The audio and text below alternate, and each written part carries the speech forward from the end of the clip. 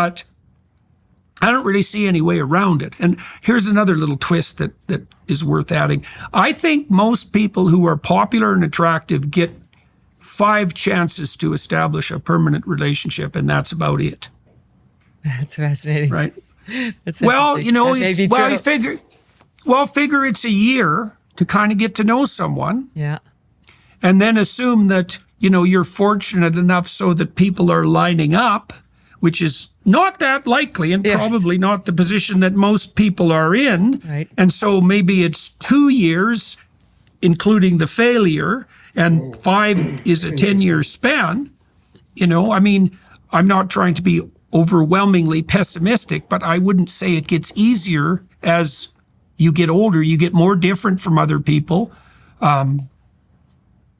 It isn't easier to establish a relationship when you're older, I wouldn't say. And more Plus, people are snatched up. well, there's that. That's a big problem. You know, who's left? And the other issue I would say, too, that's germane is, why wouldn't you want to spend your young years with the person that you want to be with? You know, you're going to, forestall that? For what reason? You know, I got married to Tammy when I was 27, I think, and one of our regrets is that we didn't do that earlier. Now, there were reasons for that, and maybe they were valid, probably they weren't, but I'm not happy that that time was missed. It would have been better to have spent it together. So I'd like your thoughts on that. I mean, the timeline, just that general layout. I mean, I think there's no problem in setting out those honest truths, which are your life will be happier if you have a partner and children. I just think that's just true. And people should be told that. And then they should be told the realities of fertility, because those are realities that, you know, can be potentially meddled with, but there's no guarantee. And if you're one of the people who cannot meddle with it and you missed your window, it will be a lifelong regret that will be unsolvable and will be like a deep source of pain, an ongoing deep source of pain. So it's not something that you could easily brush off. And so all those truths need to be shared while at the same time prizing and sharing the fullness of the rewards of motherhood with young women, which isn't done. That's the other piece of it. Like if you listen to Jordan, if you listen to Ben, if you listen to, you know, the Daily Wire, you'll hear that. You won't hear motherhood, early motherhood, or any kind of motherhood generally bashed. You'll hear it praised. But in society still, in the movies, on the television shows that women watch, it's not. You still hear she's just a stay-at-home mom, you know, or she doesn't work. They still don't look at, you know, motherhood as something that's, you know, something valuable, like work as though it's a bad word. Motherhood is work too. It's great work. It's life-fulfilling work. But it still has this like, and women who I know all over New York, and now I'm in Connecticut, they say things like, it's very important to me that my daughter see me going to a business meeting. Like mommy's got a business meeting, or going to the office if they have just like some small meeting. And I'm like, why? Why? Because they don't think the daughter will think that they're important if they don't have some sort of business pressing on them, which is absurd and # part of the problem, right? Like, no, we all need to be teaching young girls and boys that motherhood is enough. Like being a mother is a completely valid, beautiful, awesome, really important choice.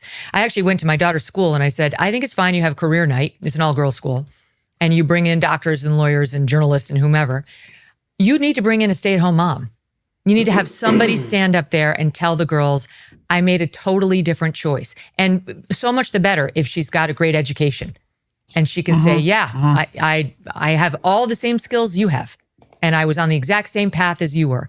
And I loved learning and being introduced to the classics and being able to sit around a dinner table with so-called intellectuals and know the references.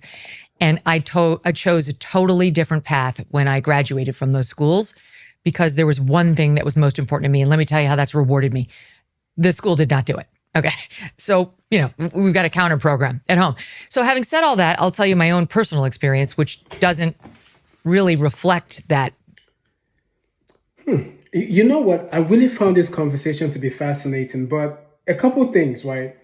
So one of the things that were mentioned is that, so Jordan Peterson mentions that he thinks that you only get 5 chances to establish a relationship in your entire life. I think that's actually generous. I think you actually get less. I think it's about 2 or 3. That's what I think. But it's interesting, and that's why you have all these things that people most of the time say that a lot of people have missed who they were meant to be in life, and they just end up settling for whatever they can get. And I think that statement is true, but people don't admit it. I think that a lot of people have really missed who they are meant to spend the rest of their life with, and they just end up settling for who they get. And again, some people, they meet their person later in life, but I think the majority of people have actually missed who they were meant to be with in life, because some people are playing games and some people are just, they didn't know it, they didn't realize it, they thought they expected more than what it actually is. So I really think that that was a good point. I think that it is true that a lot of times, because if you count the years like he did, like it takes time for you to establish, you get to know someone. It takes about 2 years. If you want to get married, proposing, doing all that takes like 1-2 years. I know people are like, oh, within 6 months, every guy knows. It's not, I wouldn't take that hook, line, and sinker. I think that majority of the time it's a process. Not just the guy, even for the lady to know if this is the guy for her. It takes time. So it's quite interesting that the notion that you only get 5 chances to establish relationship in your entire life. I don't know what you guys think. So that's one point that was really interesting in this conversation. Another point, and again, like some of the follow-ups in terms of why is, of course, as you get older, your perspective change. As you get older, the pool is limited as well. And also, another thing that they mentioned was that more people are taken. And it's the truth. As you get older, like the pool is limited, more people are taken, your perspective in life changes, and it is hard for you. You become more picky. And some people just give up and they're like, you know what, at this point, let me settle, right? So I think that's really interesting. But another thing that Megyn Kelly mentioned that I think was quite fascinating as well was, when she talked about the rewards of motherhood and the fact that a lot of times when you have career days in schools, right? A lot of time, like, doctors, lawyers, all that stuff is good. There is no representation of people who are full-time mothers. And because of that, that role is downplayed in society, which is why people are not proud. In my life, I've met a couple of people. I remember when I used to work in customer service, and yeah, there were a couple of women who I met, and part of the process of kind of qualifying people in the line of work I did back then was to ask them like what they did for a living.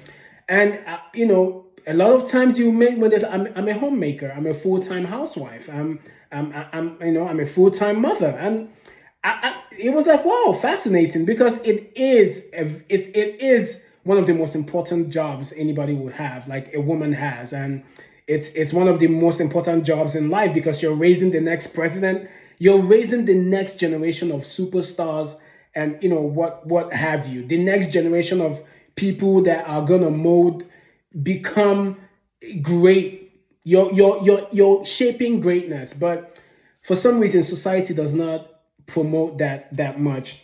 So I think that it's like most of the points they made were really interesting to me.